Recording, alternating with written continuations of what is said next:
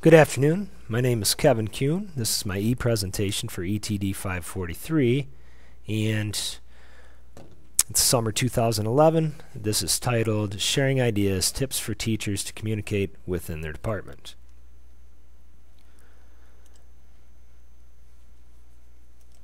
Now, some background on myself. I currently teach 8th grade English, but spent 1 year at the high school teaching 10th and 11th grade. Our district's small, roughly 90 to 100 students per grade, and we're not a failing school, but our high school ACT scores certainly could use some improvement. The problem that we have is our campus is very large.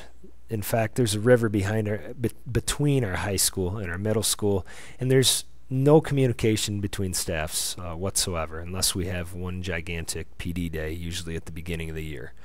Each staff operates on its own, and there seems to be a bit of animosity between both staffs. So we have a need for change. The problem is the middle school's MEP scores are great, and they feel, why fix what's not broke?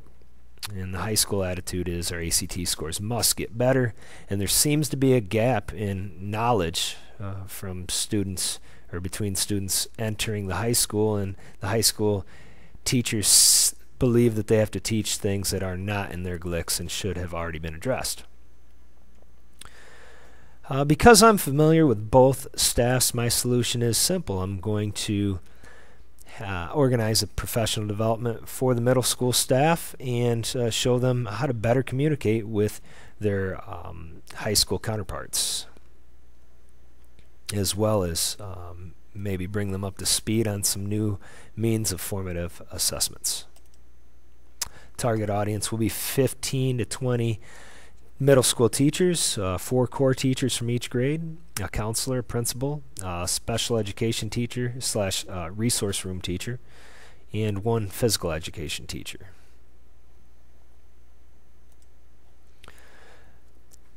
I will begin this day with showing the teachers how the high school has utilized a wiki and a sharing ideas forum, and then the second part of the day will be used to instruct on some of the new software or the new websites that are out there that we can use day to day to create formative assessments.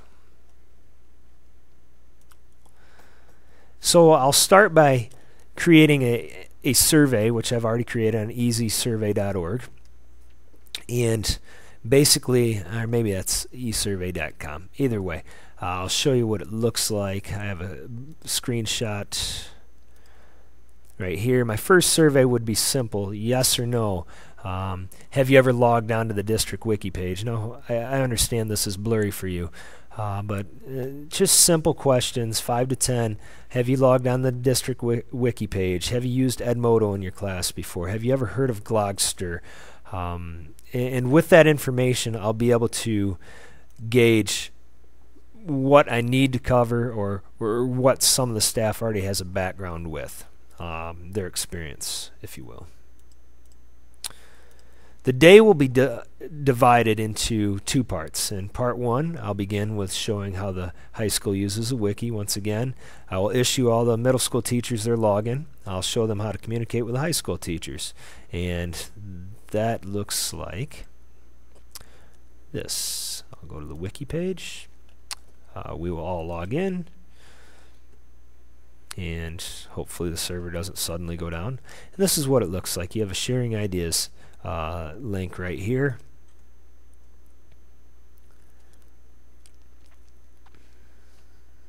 Once on this page, we can see that high school teachers have been posting. You know, this is a Wordle. It's a creative way to maybe make a title page. It shows how many the words that are used most often in a student's work. And you know, you can just put these things out here. Top 10 reasons how to make a class positive. Just communication with each other, wanting to get better, and that's what it's all about. And then the discussion page, the high school staff, if something worked for us, we threw it out here and we shared it with everyone.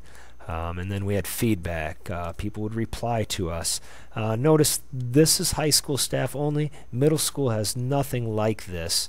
And I don't understand why it's high school only. Why aren't we all communicating together and giving each other positive feedback? So that's the point of this professional development.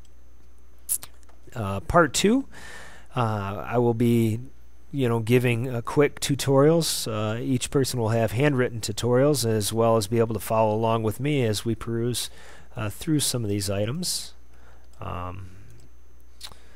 We'll start by, I'll probably start with showing them how to create a Google search story.